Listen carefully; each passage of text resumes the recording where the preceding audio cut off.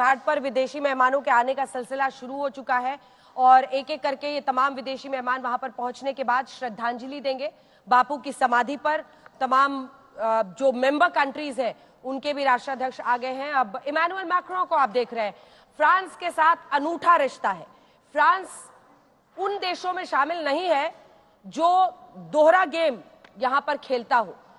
हमेशा defence deals हो, तमाम हमारे जो रिश्ते हैं वो इंडिया पर फोकस करता है। एक लॉन्ग टर्म रिलेशनशिप जिसमें वो खुलकर पाकिस्तान की अनदेखी करता है।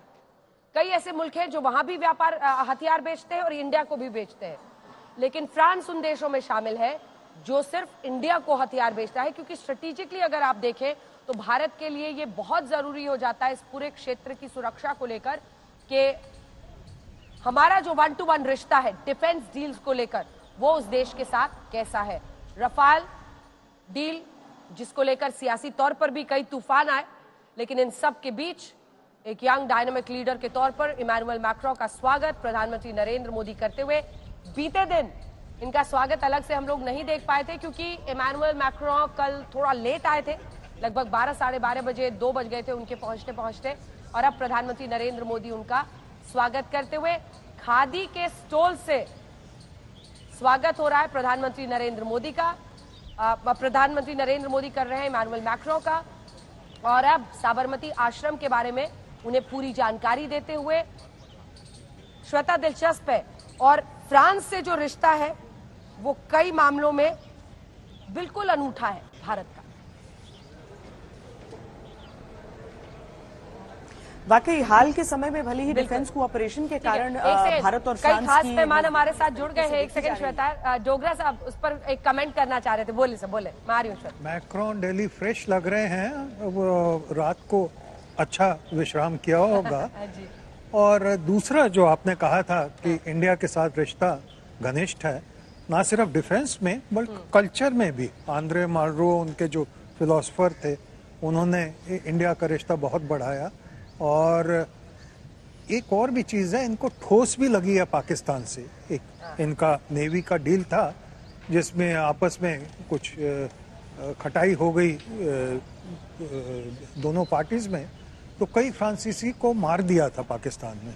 तो तब से ये हिचकिचाते हैं ज़्यादा रिश्ता रखने के लिए। पर इंडिया के साथ स्पेशली एयरफोर्स में काफ़ी सालों से घनिष्ठता बढ़ी। जी, तो हमारे साथ 4 खास मेहमान यहाँ पर जुड़ गए हैं, उनसे परिचय भी करा देते हैं। राजीव डोगरा साहब, former Indian ambassador to Italy and Romania and former consul general to Karachi Pakistan. Ashok Sajjanhar ji, former ambassador of India to Kazakhstan, Sweden and Latvia, बहुत स्वागत है सर आपका। विवेक काजू जी, फॉर्मर सेक्रेटरी MEA के हमारे साथ अब यहाँ पर जुड़ गए हैं। ये सब बताएंगे आपको कि कैसे मौजूदा वक्त में अगर आप देखिए तो डिप्लोमेसी एक नए तरीके से हो रही है, और ये पूरा जो डिक्लेरेशन है वो मेरे हाथ में है। इसकी एक एक लाइन, इसकी ड्राफ्टिंग अगर आप देखेंगे तो बहुत दिलचस्प तरीके से आतंकवाद टेररिज्म वर्ड 9 बार आता है कई देशों के लिए। और राष्ट्राध्यक्षों को जिनको आप देख रहे हैं आज यहाँ पर पहुंचते हुए बापू की समाधि पर जा रहे हैं, उनको डिक्लेरेशन की वो लाइनें अंडरलाइन करके रख लेनी चाहिए।